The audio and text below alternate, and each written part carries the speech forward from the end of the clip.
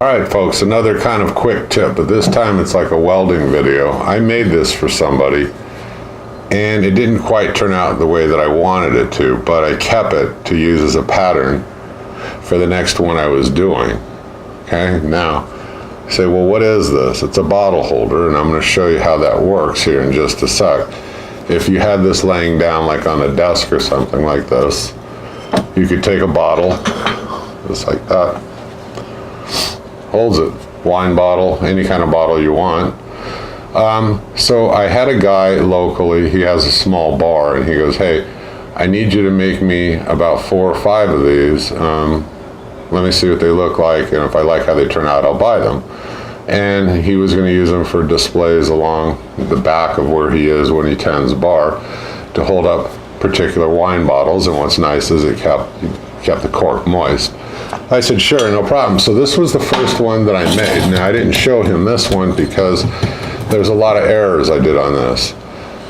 So let's talk about it for a minute, because you're wanting to make these things, sell them, and make money. And a lot of times the first time you do something, like I keep saying, it's not going to come out exactly the way you wanted it, but you'll learn from it. You'll learn what to do next time. Okay, so let's look at what I did right and what I did wrong. Now, I bent the feet on these by using just a torch, oxyacetylene. I bent them up, that was fine. This was too big of a horseshoe, way too big. But okay. The other part that I wasn't fond of is the body was just a 1/4 inch rod. Okay, now this right here, the arms coming up to this round piece of pipe, which holds the bottle, this was perfectly fine, no problem. Well, I thought I would be clever and put some eyes on here. Let me show you real close up here.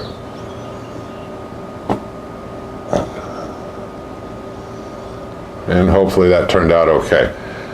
These little nuts that I used for his eyes were way too small. I should have used bigger ones.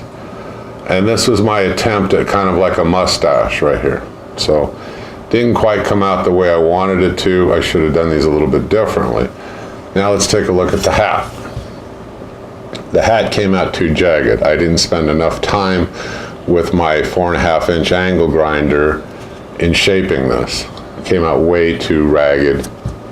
By this time anyway, I knew that this wasn't turning out the way that I wanted, but I wanted just to go ahead and finish it, see what other obstacles I was going to run into. Now, the hat on this, I over welded it, and it kind of looks crappy because I should have taken and grounded this off smoother. Those were minor things I could have fixed. But this was like my prototype to begin with. Now, what corrections did I make the next time around? I made this not such a big of a horseshoe. I used a smaller horseshoe. I still bent the feet. It turned out fine. Now, for the body here, instead of this round rod, I turned around and I cut a horseshoe in half. Let me see if I have an example. Give me just a sec. Okay, let's get back to this.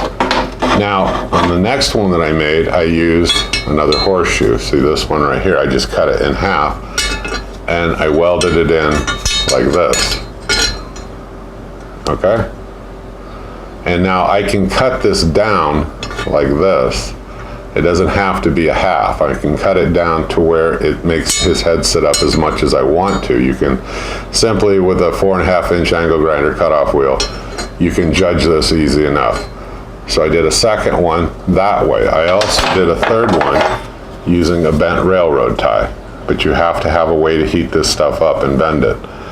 And then this went in here just like this, because I wanted to give him more than one to choose from. Okay, so the hat and all that was easy to correct. I just needed to spend more time, grinding this down. Now, if you watch my past videos, I show you in detail how to cut out these hats using just like a jigsaw with a metal blade and a 4.5 inch angle grinder with a flat disc. Whether it's 60 grit or 80 grit, you can shape this real easy. You hit it with a ball peen hammer, put a bend in it, put the nut on there, fill it with weld, grind it down, and you've got the head and the hat pretty much done. So the rest of this turned out fine. The pipe, all this stuff you get out at Home Depot or Lowe's, you can just take a bottle with you, walk in there, and just make sure that it's able to fit just like this, with not a lot of play. I mean, this one, well, I'm being lazy. Let's just take a measure, I can tell you. measuring tape to it, and the inside diameter is 1 1/4. Make it easy, okay? Fits the bottle perfectly fine. You get a section of pipe, you can make a whole bunch of these. Now, what I do is I cut these up ahead of time, and I got little bends, and so I put a whole bunch of these, you know, because if I set up my cutoff saw, you know, chop saw, or however you want to do it, you could do it with a 4.5 inch angle grinder and, you know, cut off blade 2, but I set up my chop saw and I chop off a whole bunch of these. I take these horseshoes, I'll take a bunch of them and I'll cut them in half, and I throw them in bends, okay, so that when I get an order for something, the stuff is, I don't want to say it's totally prepped and ready to go, but for pretty much it is. You know, I got to create the bends by heating a torch here and bending them up. So I'll do that with a bunch, and I throw them in a bend, and you can just grab these and just go to town making them. So I gave him his choice, to make a long story short. Which one do you want? Do you like them like this, or, you know, do you like them like this? And he goes, well, does it matter? Yeah, pricing wise it matters, because I can spend less time by just cutting the horseshoe. And it looks okay, there's nothing wrong with that. And I would tell you, if you're gonna do this and try to sell them, you know, make one of each and use them for your, you know, your display or your showing, and then let people pick. What he picked obviously was this, because it looks a lot better and it's heavier too. And so it keeps the weight of everything down. So that's what he wanted. And he thought it just looked better with this bent railroad tie. Okay, so it cost me a little bit more because I got to use the oxyacetylene, I have to heat it up, and I have to bend it. So when it was done, you know, we sat there and we worked out a deal. Sold them to him, sold him 4 of them, and that was fine with me. And like I said, the railroad ties, they just seem to look a little bit better, I feel. Now, when you're done with these, this one is painted like a pewter kind of a color, if you look. Or what you can do is you can leave them natural. You can leave it naturally rusted like this, and if you use something like that, I keep taunting this Rust-Oleum 2x Ultra Cover Gloss Clear. I can leave it like this, but just so that people's hands don't get dirty or stuff in handling it, you know, I coat everything, and it gives it that rustic look. Now you can leave it that way too. You can go to any of these hardware stores, you can buy textured paint. Now what's nice about using textured paint on a lot of these, this is a textured paint. Okay. I clean up all my welds the best I can. I use a wire wheel. I get everything real clean.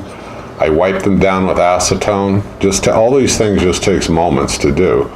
And then I go ahead and I put whatever finish I want on there, whether I'm just shooting it with a clear finish or I'm going to use a textured paint. That's just the way I do it. It seems to work out really well. But the nice thing anyway about the textured paint is it'll hide a lot of little defects that otherwise show. You might not get out all the little bits and pieces of crud and stuff like that, but once you shoot these with textured paint, it turns out looking great. So those are some quick tips. This is just another thing you can add to the collection of stuff that I have online for you to do. In terms of bottle holders, they're very cheap. It's inexpensive to make. Just make the body different, like I said, like this. They look a lot better. You can just set it down under there, or you can, you know, butt it up here. But either way, you can adjust the angle of his head. How much do you want it sitting up? It doesn't have to be flat like it was here. Don't worry about making errors, okay? This, like I told you, this was an error, but when I was done, I had this sitting out in front of me, and it's, look at it like this. It's a design opportunity now. You did it once, you're gonna do it again. This time around, you're gonna figure out how much height to adjust or lay flat. You know not to use such a big horseshoe. You know to spend more time cleaning up, you know, these saw marks, and you know to spend more time making, you know, the hood up here on his hat, the rim round, nice little point in the top of his hat.